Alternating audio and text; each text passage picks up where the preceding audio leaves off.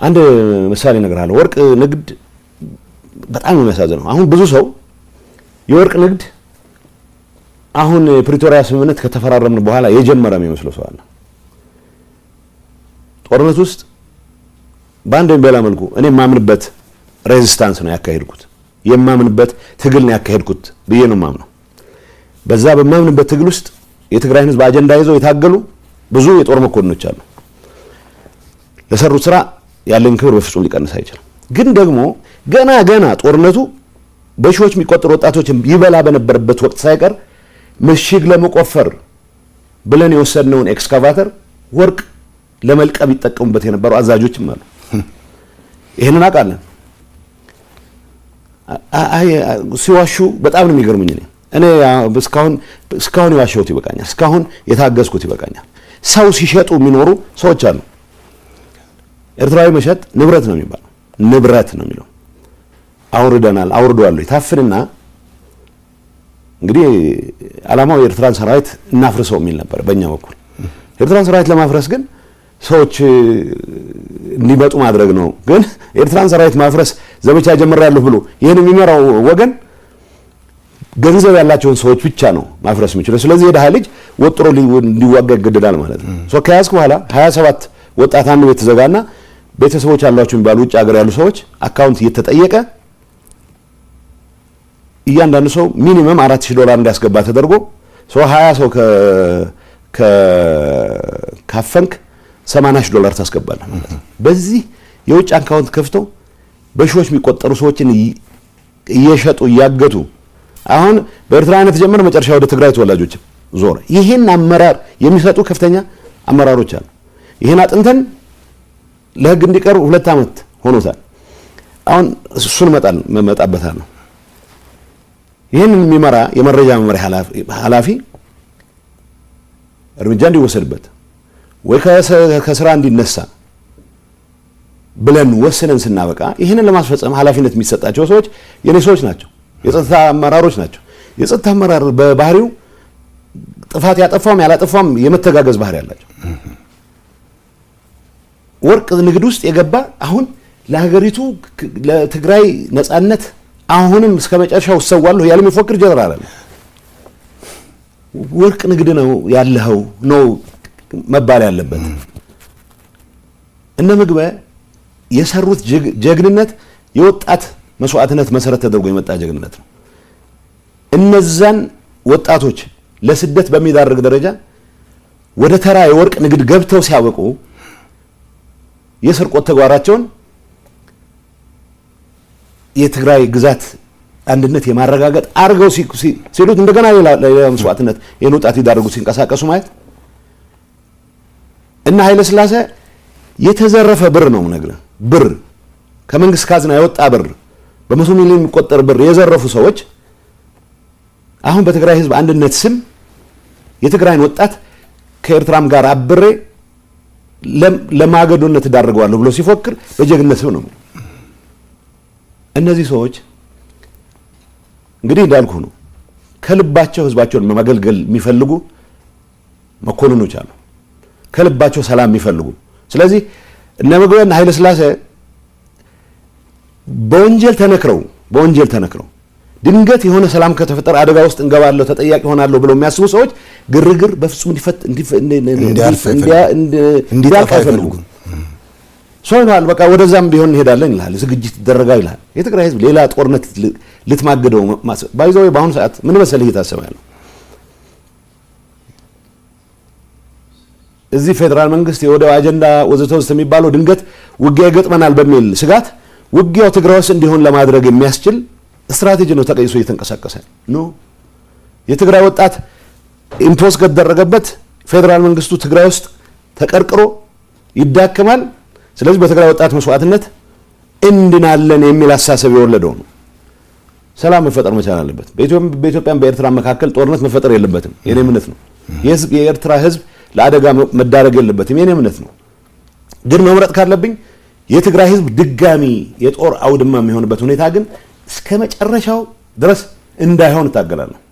ይሄን ለማድረግ በመናረገው ትግል እንቅፋት የሆኑት ወርቅ ንግድ ላይ የተሰማሩት ዘራፊዎች ናቸው። ግንባር አዛዥ ነኝ ይላሉ። የሆነ ነገር ያወራል። ወርቅ ሲዘርፍ ነው የሚሉ 2014 ነው የምነግርህ። 2014 ወጣቶች በየግንባሩ በሚተናነቁበት ሰዓት እኔ ሲምፕል ምሳሌ ልንገርህ። ዳባት ደባርቅ አካባቢ ሊማሊሙ ውጊያ ይመራ የነበረ ሰው ሩቅ ርቀት ሆኖ ውጊያ ይመራ የነበረ ሰው አት ዘ ሴም ታይም በኤክስካቫተርስ ወርቅ የቆፈረ ይሸጥ ነበር። ይሄ ኔትወርክ ነው። ይሄ ፖለቲከኛውም አለበት። ታጣቂው ብቻ ታጣቂ አመራር ጥቂቶች እኮ ናቸው እነዚህ ዘረፋ ውስጥ የገቡት። ልንገርህ ኮምቦልቻ ኢሹ አካውንት ነበረ። እኔ አሁን በዛን ሰዓት በእኛ ውሳኔ ነው ትክክል ነው ውሳኔው ብዬ ነው ማምነው። ገንዘብ ያስፈልገናል፣ በቢያው ጦርነት እያደረግን ነው።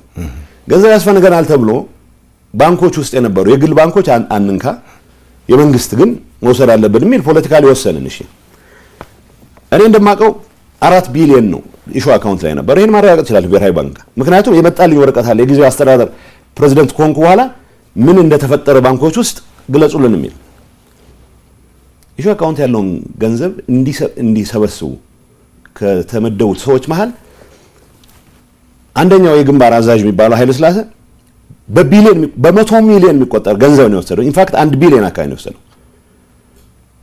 እሱ ስር ተፍተፍ የሚሉ የእሱ አገልጋዮች የሆኑ የተወሰነ ድርሻቸውን ይወስዳሉ። አብዛኛው ሰው ከትግሉ ለትግራይ ህዝብ ህልውና ካለው ጥቅም አንጻር ብቻ ነው የተሳተፈው። ገንዘብ ያገኝበታል ብሎ የተሳተፈ የለም። እነዚህ ሁሉንም አይደለም በአንድ ላይ ምት በዛ ውስጥ ይሄንን ያስተባበረ የነበረ ሰሞኑን በቁጥጥር ስር እንደዋለ ሰምቻለሁ። ከውጭ ነው የነበርኩት ሰምቻለሁ። በራሳችን ጥናት እኔ አይደለሁም ያደረኩት ያን ጥናት ዶክተር ደብረጽዮን በሚመራው ጥናት ይህ ሁሉ ዝርዝር አለ ተቀምጧል። ዝርዝር ተቀምጦ ለምሳሌ ይሄ ኃይለ የሚባለው ሰው እኔ እንገርህ ኃይለ እንትን ብቻ አይደለም ይሰራው እኔ በማቀው በሚገባ ባረጋገጥኩት ሰነድም ጭምር የወርቅ ማሽኖችን ሲያስገቡ ነው ወርቅ የፖለቲካ አመራሩም ወርቅ እነዚህ ስምልህ ሰዎች የፌደራል ሰዎች ጋር ይነጋገራሉ። ልንገርህ እዚህ ኃጢአቱ ብዙ ነው። የፌደራል ሰዎች ጋር ማሽን ሲያዝባቸው እናንተን የመሰለ ሰው እኮ የለም እያሉ የተለማመጡ ማሽን ሊያስለቅቁ ይሞክራሉ። ይህ ዝርዝር መረጃ ነው ያለኝ። ይሄንን የኔ ምክትል ያቀን የጸጥታ ተነጋግረን እርምጃ እንውሰድ ለፍትህ ይቅረው የተደረገ ጥናት ነው ምነግርህ። በተደረገው ጥናት እገሌ ይሄን ያክል 300 ሚሊዮን ወስዷል በቁጥጥር ስር ይዋል፣ ይሄ እገሌ ይሄን ያክል ማሽነሪ ወስዷል በቁጥጥር ስር ይዋል የተባለው እርምጃ እንውሰድ ካልን 2 ዓመት ነው። የመውሰድ ፍላጎት አንዳንዴ ፖለቲካሊ የምታያቸው ነገሮች አሉ።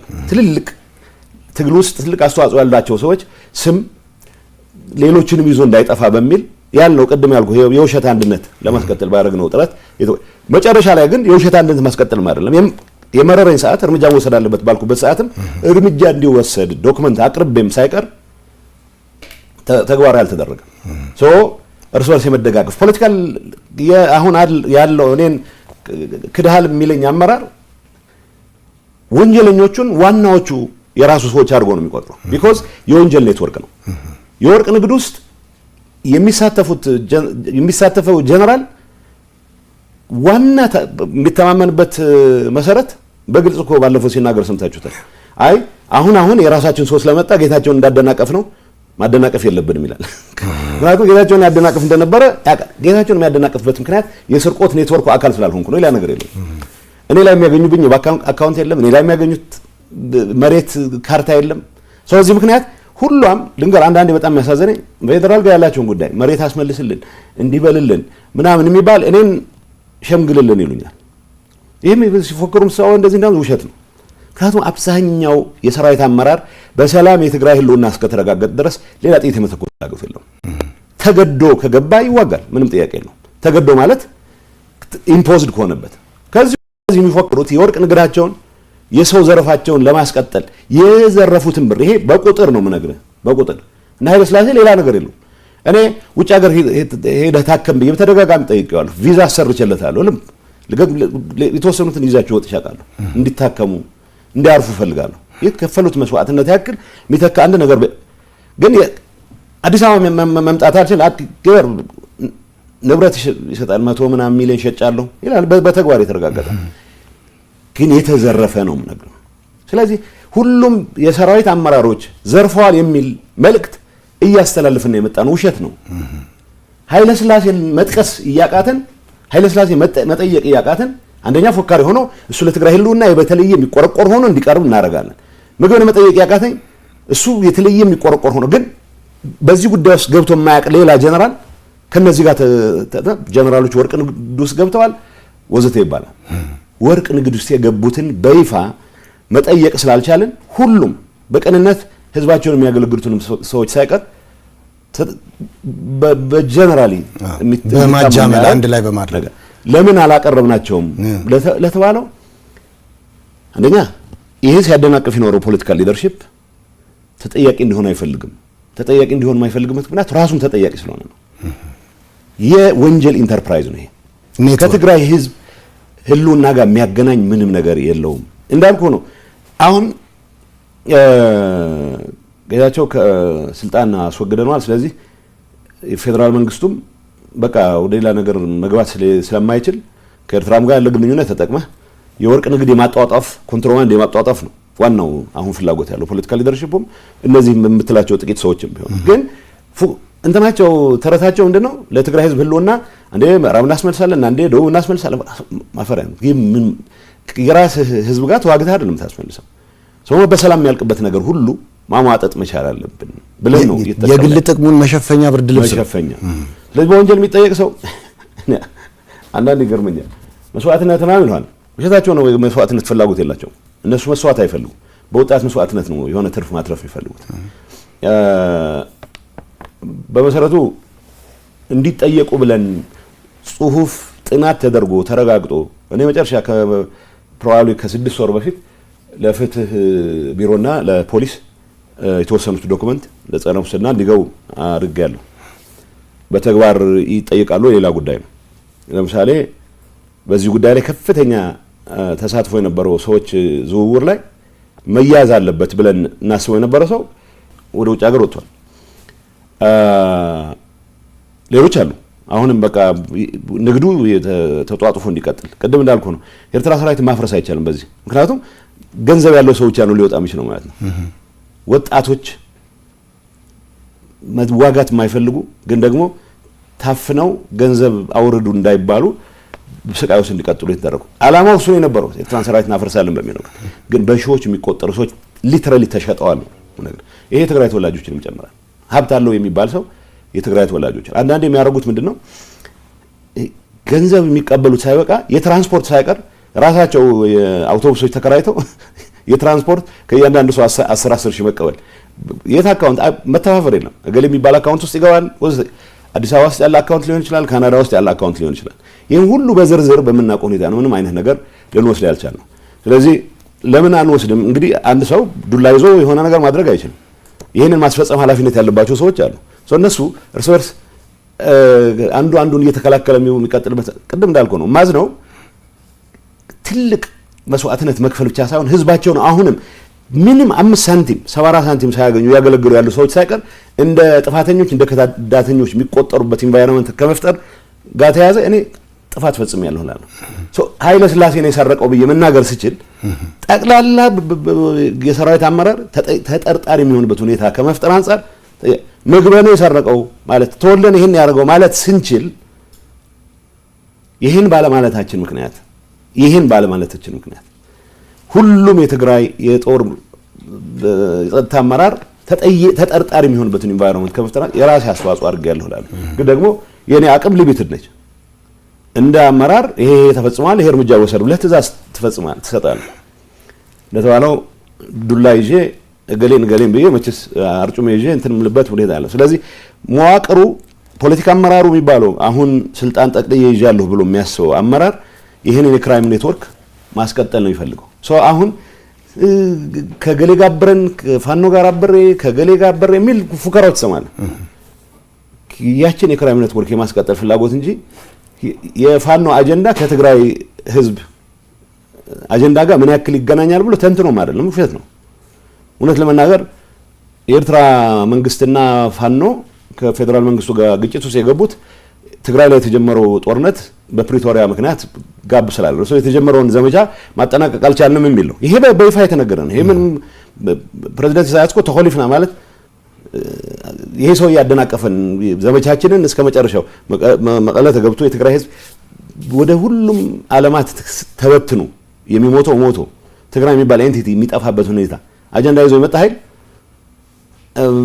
አሁን ከዚህ ኃይል ጋር አትሊስት መሰረታዊ የሆነ ፓክት ፈጥረህ የትግራይ ጥቅም ማረጋገጥ ማዕከል አድርገህ ነው መንቀሳቀስ ያለብህ። የትግራይ ህዝብን ብሔራዊ ጥቅም ማዕከል ካረክ ቢያንስ ከፌደራል መንግስት ጋር የጀመርከውን አሟጠህ ለመጨረስ ነው መንቀሳቀስ ያለብህ። ከሌላ ኃይል ጋር አይደለም የምትሰራው። ቢያንስ የሚታወቅ ስምምነት አለ ከፌደራል መንግስት ጋር ኢትዮጵያ ካልነህ ግን ደግሞ ዓለም የሚያውቀው ስምምነት ፈጽመሃል። ይሄ ኃይል መጽሐፍ ጓደኛ ይላል የብርሃን ልጆች በብርሃን ነው የሚንቀሳቀሱት ነው የሚለው መጽሐፉ ይለኛል። በጨለማ መንቀሳቀስ የሚፈልግ ኃይል ብርሃን ከበራ በጣም ይጨንቀዋል። ሰላም ለእንደዚህ አይነት ሰዎች ለእንደዚህ አይነት ክሪሚናል ኢንተርፕራይዝ አደጋ ነው የሚሆነው፣ የማጋለጫ ብርሃን ነው። ስለዚህ ግርግር በአንድ ወይም በሌላ መንገድ ከመፍጠር ውጪ ሌላ ስራ አለን ብሎ ማያምን ጥቂት ሰዎች እንደፈለጉ የሚዘውሩት ግን አብዛኛው ቅን ኃይል ሆስቴጅ የሆነበት ሁኔታ ነው ያለው። ፖለቲካ አመራር ውስጥ ሁሉም አይደለም፣ ጥቂት ሰዎች ናቸው ይሄን ወንጀል ኔትወርክ እስከ መጨረሻው ማስቀጠል ይፈልጉት። በቃ ሀገሩ ነፃ ወጥቷል ተብሎ የወርቅ ማሽን እያስገቡ ነው እንዳልኩ ነው። እኔ እንኳን በማውቀው ልክ ማሽኖች ኳስ ይዣለሁ። ስልክ ሲደዋወሉ በነበረኝ መረጃ መሰረት የገሌ ማሽን እነዚህ ሰዎች እኮ ናቸው። እነዚህ ሲፎክሩ የምትሰማቸው ሰዎች ማሽን ሲያስገቡ የፌደራል ኦፊሻል ደውለው የሆነ ዕቃ እንደዚህ ገብቶ አስለቅቁልኝ ሲሉ ደግሞ አያፍሩም። ደግሞ በቀጥታ ስልካቸው ነው የሚደውሉት። ስለዚህ ይሄ የምልህ እኔ የጦርነት ሰለባ እንዳይሆን ተጨማሪ የትግራይ ህዝብ የትግራይ ወጣት ይሄን የወንጀል ኢንተርፕራይዝ ማፍረስ ላይ መረባረብ መቻል አለብን። ጥቂት አባላት ነው ያሉት፣ ግን በትግራይ ህዝብ ስም ስለሚገዙ ከምንም ነገር በላይ ቅድም እንዳልከው የትግራይ ህዝብ ከህልውናው ጋር ተያያዘ ህወሓት ብቻ ነው መፍትሄ የሚል ትርክት ፈጥረው ብዙ ስላደናገሩ ብዙ ነው የሚመስሉት፣ ጥቂት ናቸው እንዳልኩ ነው። አብዛኛው የሰራዊት አመራር ሰላሙን ይፈልጋል ብቻ ሳይሆን ስርቆት ውስጥ የለም። ስርቆት ውስጥ የገቡት ጥቂት ሰዎች ግን ሆስቴጅ አድርገውታል ሁሉንም። ስለዚህ ድምጽ አላቸው በጣም እኛም ራሳችን መጠየቅ ያለባቸውን እገሌ ብለን እንደመጠየቅ ልንገር። የመጀመሪያ ጥናት ስናደርግ የህወሓት ሊቀመንበር 7 ሰዎች ነን በዚህ ጉዳይ ላይ የምንወያየው። ይሄ ነገር ዝርዝር ባናየው ምክንያቱም ትልልቅ የጦር መሪዎች እዚህ ዘረፋ ውስጥ ስለተገኙ ጉዳችን እንዳይወጣ ብለናል። እኔም ራሴ የምር ተስማማሁበት። ኋላ ፕሬዚደንት ኮንኩ ኋላ አትሊስት ሚኒስትሩን ማወቅ አለብኝ ይቅረብልኝ ወረቀቱ አልኩና እንደተቀበልኩ ያየሁት ልንገር። አሁን በቁጥጥር ስር ውለዋል የተባለው ሰውዬ ሰኔ 14 ቀን 2014 ዓመተ ምህረት ነው ዶክመንቱን የተወያየንበት። ጀነራል በሆነ መንገድ ዝርዝሩን አላየነው። ምክንያቱም ሊቀመንበሩ ምን አሉ? አይ ዝርዝሩን ብናይ ትልልቅ ሰዎች እዚህ ውስጥ ኢምፕሊኬት ነው። አይ ሰኔ 14 2014 ነው የምነግርህ። ሐምሌ 14 2014 ሌሎች ሰዎች ብዙ ፖለቲካ ልዩነት አላቸው ተብሎ የተጠረጠሩ እንደፈለጉ የማያዟቸው ሰዎች የሆነ ወንጀል ፈጽመዋል ብሎ በሙስና እንዲያዙ ተደረገ። ስለዚህ በህጉ መሰረት በተደረገው ጥናት መሰረት እርምጃ ወሰድን አሉ ሊቀመንበሩ። ብዙ አልስማማበትም ነበር ሰዎቹ መታሰር፣ ግን አጥፍተው ከሆነ መጠየቅ አለባቸው የሚለው። ከዛ በሆነ አጋጣሚ ነሐሴ 14 ቀን ነው ነሐሴ 10 ቀን እኔ ኤክስተርናል አፌርስ ሄድ ነኝ። ግን ኤክስተርናል አፌርስ ሄድ ብዙ ጊዜ እንትን ስራውን ነው የምሰራው እንጂ ቢሮ ውስጥ የሚያግዙኝ 2 ሰዎች አሉ። አንደኛው አምባሳደርም ስለሆነ ይሄ አሁን በቁጥጥር ስር ዋለ የሚባለው ኃይለ ሊባኖስ ከሊቀመንበሩና ከምክትል ሊቀመንበሩ ጋር ተነጋግሬ ውጭ ሀገር እንዲሄድ ስለተወሰነ እንግሊዝ እንድገባ ድጋፍ ይጻፍልኝ ብሎ ደብዳቤ ግጥም አድርጎ ጻፈ። አሁን እኔ ኃላፊ መሆኔን አያውቅም። ወደኔ መጣ ደብዳቤው። እኔ ምንም ማውቀው ነገር የለኝም። ምንድነው ያልኩት? እኛ አውሮፕላኖች እናስገባ ስለነበረ ከውጭ ይሄ ሚስጥር ማንም ሰው መስማት የለበትም። እንኳን ለአውትሳይደር ፖሊት ቢሮ አባላት ምን ባለው ሴንትራል ኮማንድ ምን ባለው ከ7 አባላት መሃል ይሄንን የተወሰነ ሰው ብቻ እንዲያውቁ ነው ተወሰነ የነበረው። እና ወረቀት ሄጄ ሊቀመንበሩ ጋር ሄድኩ። እንዴ ምን ነካችሁ እናንተ? ለማንም ሰው ነው እንዴ አውሮፕላን ይመጣል ትሄዳላችሁ እያላችሁ ተወሰኑት? ስለዚህ የሰውየው ከምክትል ሊቀመንበሩ ጋር አይ ዶንት ኖ የጋብቻ ይሁን የሌላ አይነት ብቻ ቅርብ ግንኙነት አላችሁ ወይ አላቅም እንደዛ ይባል ኋላ የሰማሁት ነው። ሶ ወረቀቱን ካየው በኋላ ግን ነሐሴ 14 ምሽት በመጣ ፍላይት ሱዳን ገብቷል። እኔ ፕሬዝዳንት ኮንኩ በኋላ መቼ ማለት ነው ሚያዚያ 2015 ላይ ዶክመንቱን ስቀበል ያስደነገጠኝ ነገር ያኔ ነው። ሰኔ 2014 ላይ 300 ሚሊዮን ወስዷል ከኮምቦልቻ ከመጣ ገንዘብ 300 ሚሊዮን አጉድሏል። ስለዚህ በቁጥጥር ስር ዋለ የተባለ ሰውዬ ነሐሴ 14 ውጭ ሀገር እንዲሄድ ፈቅደውለታል። በምን ምክንያት? ይሄን አንስተነዋል በሁሉም ስብሰባ ባለበት። ለምን ቢዋሽን እንቀጥላለን? ማንም አይደለም። ይሄንን ስናነሳ አገሌን ለሞቀስ አይደለም። እንደሰረቀ ተጠርጣሪ ነው ተብሎ ተጠርጣሪ ሳይሆን ሰርቋል ተጣርቷል ተብሎ በቁጥጥር ስር ዋለ የተባለ ሰው ነው። በቁጥጥር ስር ዋለ የተባለን ሰው ግን ከሁለት ወር በኋላ ሌሎች አስረህ ከሁለት ወር በኋላ እሱ ወደ ውጭ እንዲወጣ ማድረግ አሁን ሁሉም ነገር ተፈቷል ብሎ ምክንያቱም ምን አረጉ? ጸረ ሙስና ይሄን አትሊስት ውጭ ስላለ ክስ በዚህ ላይ መስርቱ በሌሎቹ ላይ እንኳን መሰረት ባይንችል ስል ይሄ ክራም ኔትወርክ ፋይናንስ ኦዲተር የሚባሉ ሰዎችን እንትን ብሎ ሎቢ አድርጎ አይ ተሳስተን ነው እንጂ ተቀብለው ነው ነበር የሚል ፋይንዲንግ እንዲያመጡ እየጣሩ ያለ ነው የወጣሁት እኔ it just doesn't make any sense። ዋናው ነገር ደብረጽዮን በመራው ጥናት 300 ሚሊዮን አጉድሏል። ይሄ ዶክመንት ይዤው ስለወጣ ምን እንትን ላይ አይችልም። ሁሉም ሰው አለው አሁን ያ ዶክመንት ሁሉም ሰው ማለት ፍትህ ቢሮ አለው፣ ጸረ ሙስና አለው፣ ፖሊስ አለው። ይሄን ፈጽሟል የተባለ ሰውዬ ሰኔ 14 እኔ ቃል ሰኔ 14 2014 ዶክመንቱን ተወያይተን ሐምሌ 14 ሌሎች ሰዎች በቁጥጥር ስር ነው። ነሐሴ 14 እሱ ወደ ሱዳን እንዲያርፍ ተደረገ። ይሄን እኔ አሁን ያኔ ባቅ ኖሮ ምን አረግ ነበር ሌላ ጉዳይ ነው። ግን ፕሬዝዳንት ኮልኳና ዶክመንቱ ሳይዝ ደብረጽዮን ጠይቅ ነው ለምን ይሄን አረግ አይ በቃ አስፈላጊ ነው ብለን ስላመንን እሱን ወደ ሱዳን መላክ ለስራችን ወስዳለ። ይሄ ኔትወርክ ነው የክራይም ኔትወርክ ነው ማለት ነው። ከዲያስፖራ የተሰበሰበ ገንዘብ ደላላ ይበላው ብዙ ነው። እኔ ነገር አለ አሁን ኦዲት ተደርጓል ማለት ነው ውሸት ነው። ምክንያቱም ምን እናርግ ተባብለን እኔ ኦነስትሊ ልገር እስከ ቅርብ ጊዜ ድረስ የድርጅቱ ሊቀመንበር ፕሮቴክት በማድረግ ነው ጊዜ ነው ያሳለፍኩት። በይነስ ሚብዛም የሆነ የቅንነት ኤሌመንት አለው ብያምን ስለነበረ ፕሮቴክት ለማድረግ ሞክር ነበር። እሱ ብዙ እኔንም አላዋጣኝም። ግን አንድ አጋጣሚ አንዳንዴ ያሳዝናል በጣም ጸረ ድሮን በጣም ያስቸግር ነበር። ጸረ ድሮን ስለመግዛት ስንወያይ በአንድ ሰው ነው ሃንድል የሚያደርገው። ይሄንን ቀብድ ከፍለናል። የሆኑ ከውጭ የሚመጡ በአፋር በኩል የሚመጡ ኤክስፐርቶች ኖ ኤክስፐርት ከእስራኤል ነው የሚመጡት ተብሎ ነው። አንድ ደላላ ነው እንግዲህ ደብረጽዮን እናሳምነውታል ማለት ነው። ስለዚህ ቀብድ ከፍለናል 1.4 ሚሊዮን ይበል ወዘተ ይበል እና በአፋር በኩል ይገቡና ኮምፒውተራቸውን ይዘው ድሮን ሲመጣ መጣል የሚችሉ አሁን ይሄ ወይ ጥንቆላ መሆን አለበት። እኔ ድሮን ቴክኖሎጂ በሚመለከት ለማንበብ ጸረ ድሮን ማን ሞክሬያለሁ። እንደዚህ አይነት ማጂክ የለም፣ ግን ተከፍሏል። የትግራይ ዲያስፖራ የሰበሰበው ገንዘብ ነው። ሌላ ዝርዝር ራዲዮ ሊግዛ ብሎ የተሰወራለ፣ አውሮፕላን አከራያችኋለሁ ብሎ ቀብድ ወስዶ የተሰወራለ። ይሄ ሁሉ ገንዘብ የት ነው የገባው ብለህ ብትጠይቅ ይሄ ኔትወርክ እኔ ፕሬዝዳንት ሆኜ ይሄን መቆጣጠር የተገባኝ እኔ ትእዛዝ ሰጥቼ ምንም በኔ ስም በመንግስት ስም ገንዘብ እንዳይወጣ ብዬ፣ ግን ያ ኔትወርክ በራሱ ጊዜ እያዘዘ ሌሎች ነገሮችን ይፈጽማል።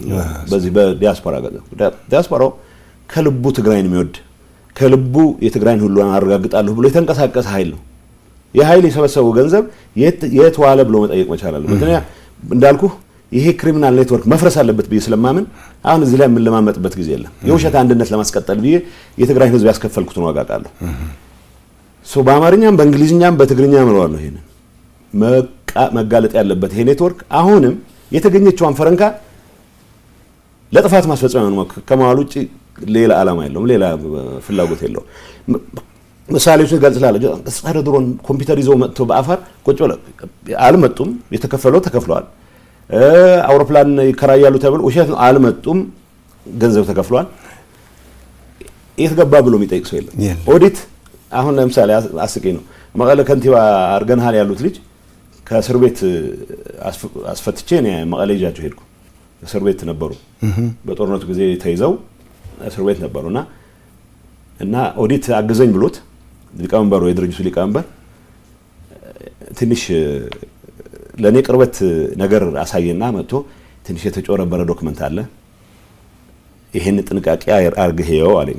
ምክንያቱም ኦዲተር ስለነበረ አግዘኝ ብሎታል የድርጅቱ ሊቀመንበር። ሶ ግን አውቃታለሁ እሷን እቺ ሚስጥር ግን በሌላ መንገድ አውቃታለሁ። ገንዘቧን ለመቀሸብ ጥረት እየተደረገ ነው። ከዛ ሚስጥር ጠባቂ ስለሆነ አሁን ስራ አስፈጻሚ አድርገው ሾመውታል።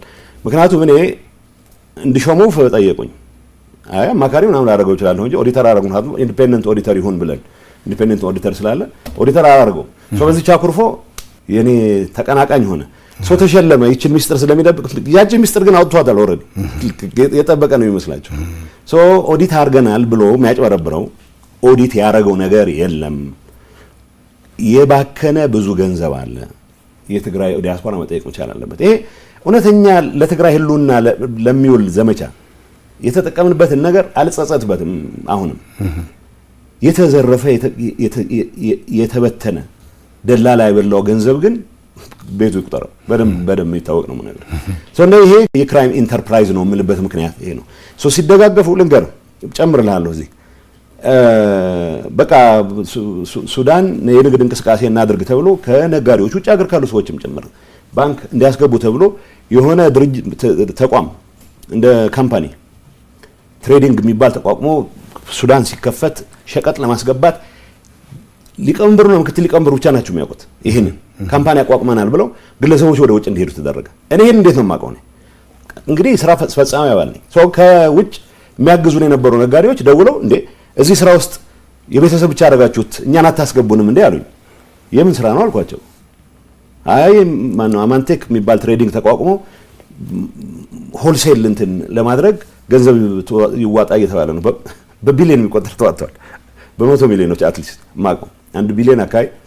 ከዛ ይሄን እንዴ ሊቀመንበሩን ጠየቅኩት። እንደዚህ አይነት ነገር አድርገናል ያለ አይ ይሄ በሚስጥር የተያዘ ጉዳይ ነው። በዚህ ጉዳይ ላይ ምላሽ አትስጥ አለኝ። ሚስጥር አትሊስት ከሰባታችን ውስጥ አንዱ ነኝ እኔ። ሶ እኔ ካለኝ ከሰዎች ጋር ካለኝ ግንኙነት ጋር በተያያዘ ነው ይሄንን የሰማሁት። ይሄንን የታደረሳችሁት ብሎ የሚጠይቃቸው ሰላም ኢትስ አ ክሪሚናል ኢንተርፕራይዝ ማለት ለዚህ ነው።